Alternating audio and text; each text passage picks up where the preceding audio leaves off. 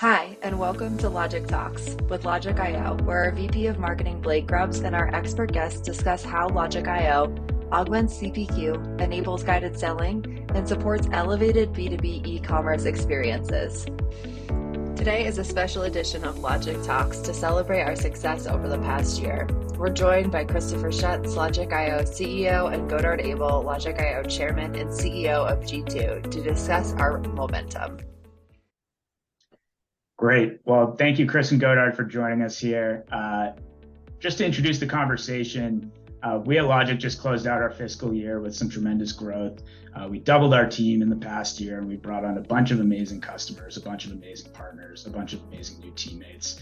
So to celebrate that and to celebrate our momentum, we're sitting down with Chris and Godard today. Chris Schutz, who's our CEO, and Godard Abel, who is our executive chairman, also the CEO of G2. Again, thank you both for being here and chatting. Would love to just start out by hearing your general thoughts about the momentum that we've seen with Logic in the past year and the success we've seen with the company recently. Chris, I'll start with you. Yeah, thanks, Blake. Yeah, we're excited. You know, we rounded out really our first full year of selling the Commerce Logic engine, and you know, we are finding that it's an excellent product market fit where companies want to simplify their selling processes. They want to use our headless configuration technology to define their products in one place and then syndicate them throughout the organization, put them into CPQ, put them into e-commerce, put them into service experiences, connect them to their corporate website for lead gen. We're finding that the appetite in the market to do that is significant, and you know, we're starting to see that with our sales momentum.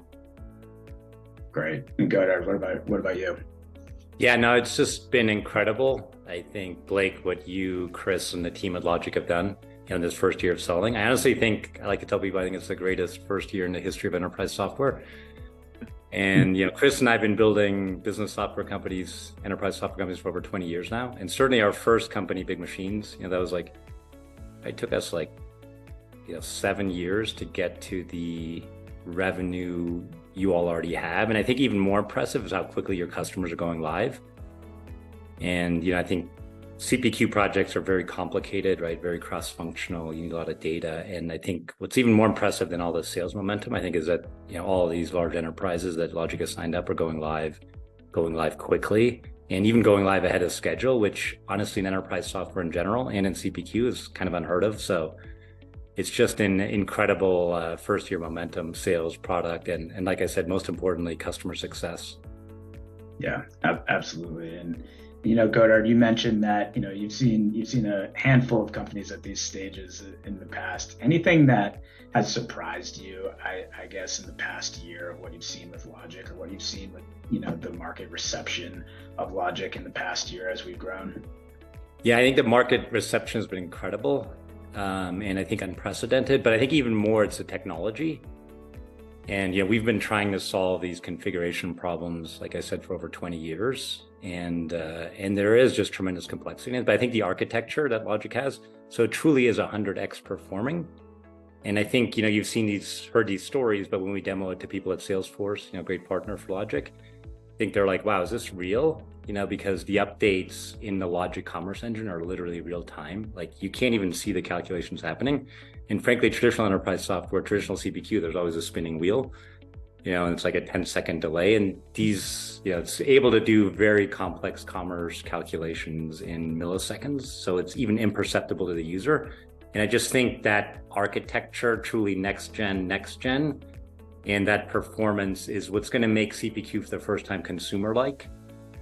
And I think bring that consumer-like experience to B2B selling, which has always been our dream. We've had this dream for over 20 years, but I think the technology wasn't available, the cloud wasn't available, and the architecture, the experience that Chris and his team have.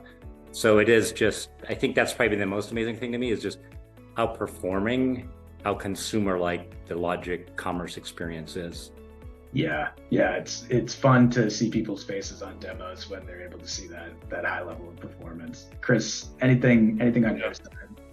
Yeah, I think that's well said, Godard. I think the other thing that surprised me, I think the product, we knew when we started the company, we knew there was a huge opportunity to rethink the way products are sold, inside a rules engine. And we knew that it was going to be much better than everything else in the market. But I was surprised at how good the product turned out. To Godard's point, it's not 100x faster, it's 1,000x faster. Wow. And that performance improvement in a lot of situations, of course it's great, and people love that, and they love things that are fast, but it's actually changing the way people think about selling their products, and combining things into solutions a lot more easily, and presenting a lot of things to the customers and users dynamically as they configure them. So it's actually changing the way people think about selling and communicating their products to their sales reps, their channel, and even their end customers. And that was surprising. As we started to put the technology together, we kind of realized that. And the other thing we realized is that the administration, there were a lot of things over the years we always wanted to do to make maintenance and admin easier in the tool. And we had been thinking about some of these visual concepts and rule management concepts and data loader concepts from Excel and Google Sheets and other sources, things we always wanted to do. And we knew that it would make admin better and sort of eliminate this persona of needing, really sophisticated, experienced configuration experts to maintain these models. We knew that we could solve that problem. But the other thing we found out is that we can take product data from other systems, run them through our matrix loader, run them through our hyperjump engine, and actually do things in days that were taking weeks, months for businesses to really figure out in the past. And so that's also bringing a whole new dimension where, hey, let's use our Salesforce admins to do this, and let's release a product this week instead of planning it a month from now. And that's creating an environment for our customers to be super agile with how they work with their markets and really rethink how they sell their products. Yeah, that part has been really fun to see as well. Another, just to toss it back to you, Chris, one thing that I think we've seen over the course of the past year is just the different parts of the market that have been receiving our product really positively, right? I think that different verticals and different industries, now we have customers really across the globe in a bunch of different industries. So can you talk a little bit about the type of customer success we've been seeing across different verticals so far? Yeah, we have. And I think we were lucky that we partnered very early on with one of the best tech companies in the Bay Area, Keysight Technologies, which is a very innovative, fast-moving company that sells a combination of hardware, software, services. They're rethinking their go-to-market and the way that they, present and sell their products. And they really liked some of the concepts that we developed in here around attribute-based configuration versus product-based configuration. And what that allows us to do is actually go after a lot of verticals beyond sort of the traditional configuration consumers that would be like high tech and manufacturing. It's allowing us to work with, best of breed software companies, business service companies, medical device companies, building products companies, and even in some cases like consumer products that need to be presented in certain ways, using configuration that are a lot easier to work through how you sell them. And so we've been able to go and help a lot of different companies at a lot of different verticals, and that's been a really interesting experience for us. Yeah, and Godard, same type of question for you, but slightly different framing. Like Chris said, we're seeing customer success across all these different industries. Framing that through kind of the current state of the market as a whole, and just the types of initiatives and the types of projects that companies across industries are prioritizing right now, considered the state of the market. How do you see Logic, impacting businesses across the board, or being prioritized by businesses across the board, considering those market conditions? Yeah, and it is a tougher economy market for many, also for us at G2 and Tech. And I do think one of the unique things also about Logic is that it's a headless commerce engine, and that means you can also enable self-serve. And I think now companies are all looking to get more efficient. And we've also always, in over 20 years of CPQ, dreamed about doing self-serve, and enabling B2B buyers to potentially buy direct. But in B2B, it's really hard, because both the products tend to be technical, the solutions tend to be technical, but also the pricing, the channels, and to really enable self-serve. Like your sales reps, they might grind through a slow configuration complex process. You train them, they kind of have to do it to get the quote and the order done. But obviously a customer doesn't, right? So if it's not like buying a Tesla, with a really slick consumer-like consumeration experience, in B2B, your customers won't self-serve.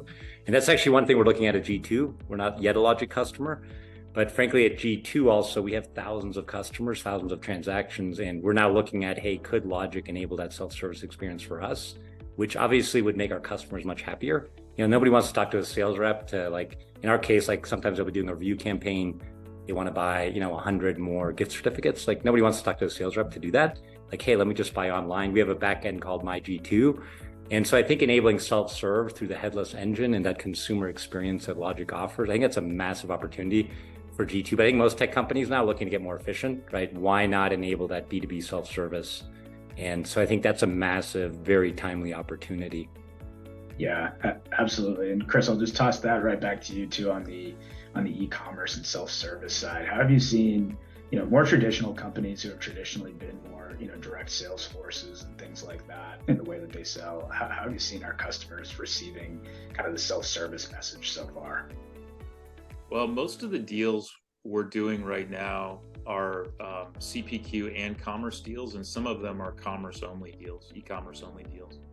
So it seems like almost every, whether it's a manufacturer, high-tech company, software company, they all want to do some component of their offering in either a pure self-service mode with e-commerce, or actually use that as a way to generate and manage leads using a configurator. So what's really exciting is that even if you're not ready to fully transact, some of these things, you can still put your configurator out there and let your customers find it, in the Commerce Logic engine, pick the options they want, interact with it, learn more about your products.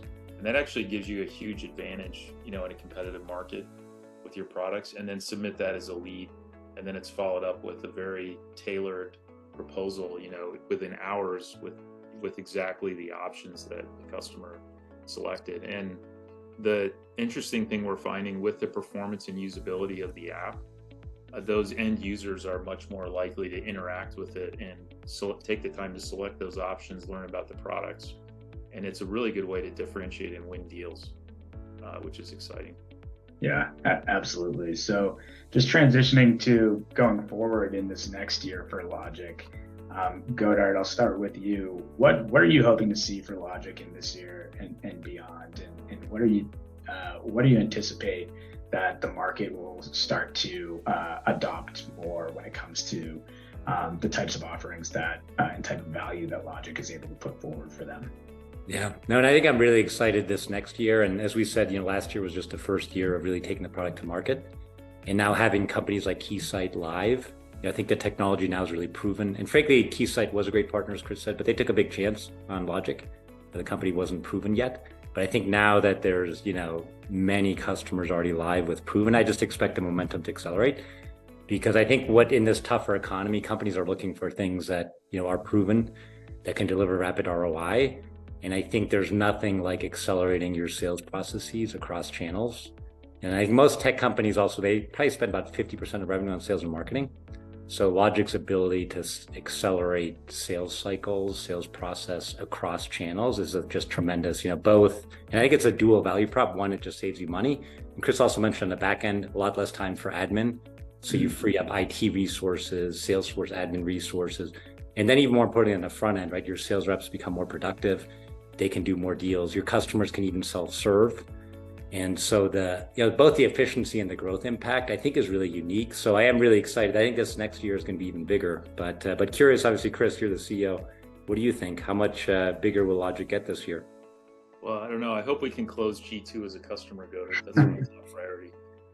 Well, our plan, we had a great Q4 that we just announced, which followed on a great Q3, and the demand seems to be accelerating. So, round numbers, our plan this year is to triple, pretty much in terms of revenue and what we track as ARR.